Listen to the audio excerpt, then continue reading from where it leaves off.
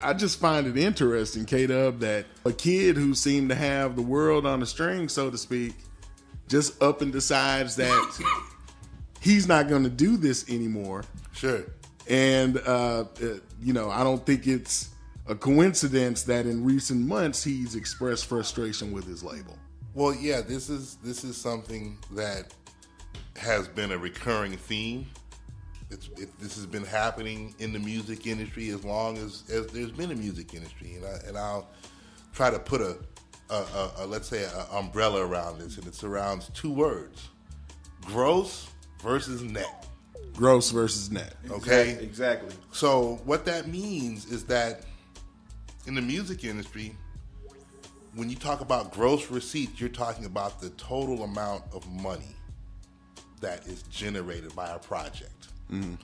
And if you're dealing with gross receipts and gross distributions, that means you're at the top of the food chain. That means that when you generate $1 for the label, if you're doing a gross deal and it's a 50-50 split, that means that the entire amount of money that the label puts out in order to market and promote and manufacture, whatever that means, that means that those recoupable expenses come from 100% of the gross. So if I spend $1 and the label has spent $2, okay, and I make $3, okay, well, the recouping of that expense is coming against the total amount that has been generated, $3. Okay, let me make sure that I understand you correctly. Are you speaking from the side of an artist dealing with the label, or are you like a small label dealing with the this is something that, let's just say, if going into a situation before you give away your rights, you have a right to recoup your expenses from a total amount of revenue that your project has generated. This is what happens before you sign the contract, before you sign your rights away. This is what you have available to you. But what the labels do is they bring in this concept of net. And what net means is basically we're going to recoup all of our expenses first, and then we're going to pay you gross. From the gross. Well, it's a gross, and then there's going to be a net return, right? Which is basically the money that's left over after all of these expenses have been recouped.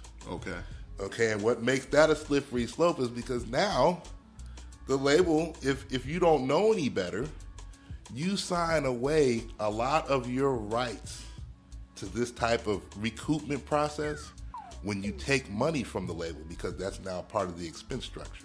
Okay.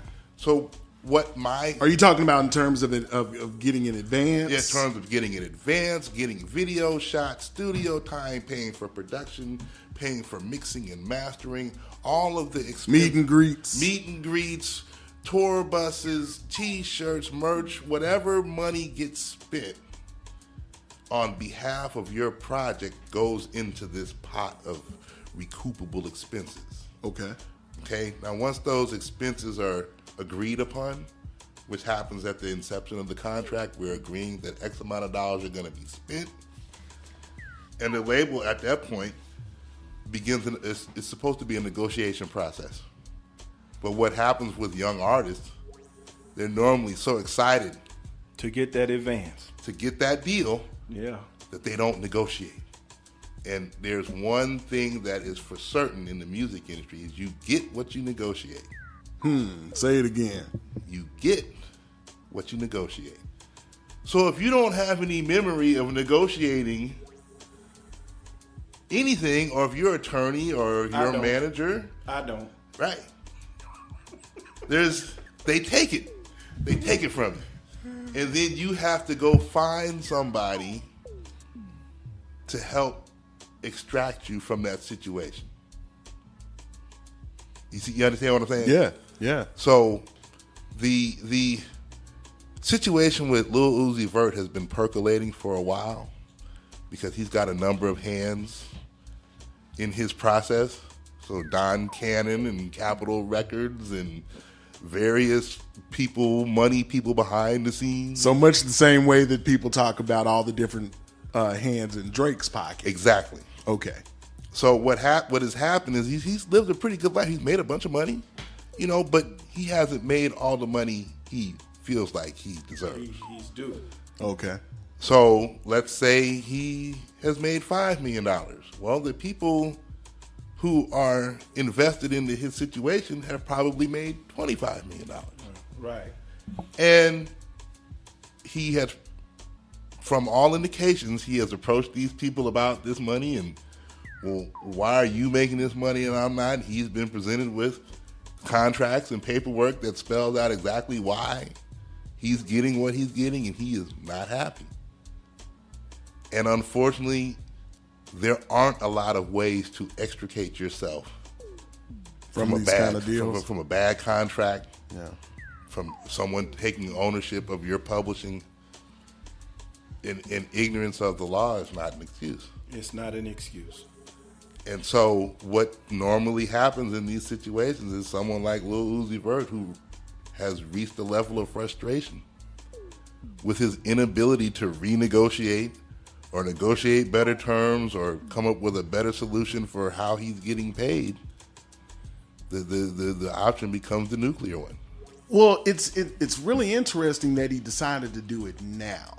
Right. Because he's been teasing his new album. His fans have been waiting for this new album to drop. Mm-hmm. And then all of a sudden, when it looks like he's possibly got a release date, he just decides to...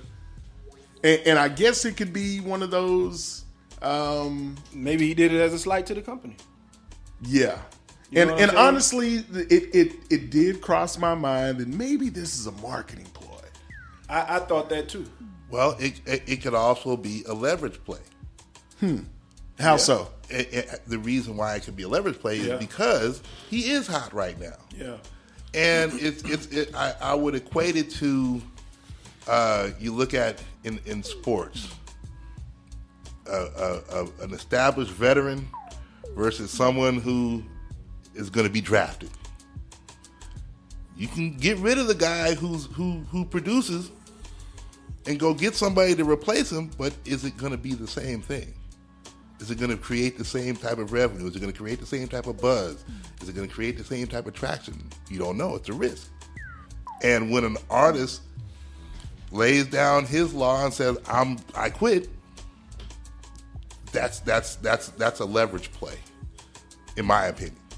Wow. He may be in a position where They gonna come to him and be like, "Oh, what can we do to ask you to come back? How can we get you back over here?" right, and then he has to be in a position to know what to ask for. Right. And so what it sounds like to me is that he has someone In his ear, finally. who's telling him, Right. make this play and let me help you pick up the pieces.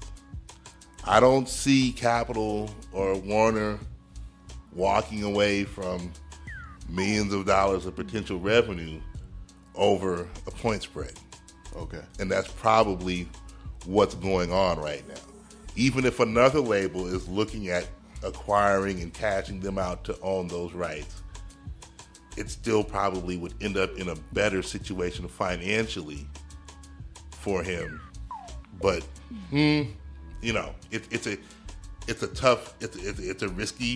it's a risky play because it could go bad. Right. They could say, okay, we'll make another Lil Uzi Vert, and we're going to keep all your songs, and we're going to keep your brand name, and you're not ever going to be able to release another song under your name. It happens all the time. Yep. So this is what we're looking at. We're looking at a play. He doesn't really want to. Yeah, he says he wants to be normal. What he wants to do is get paid like other artists that are on his level.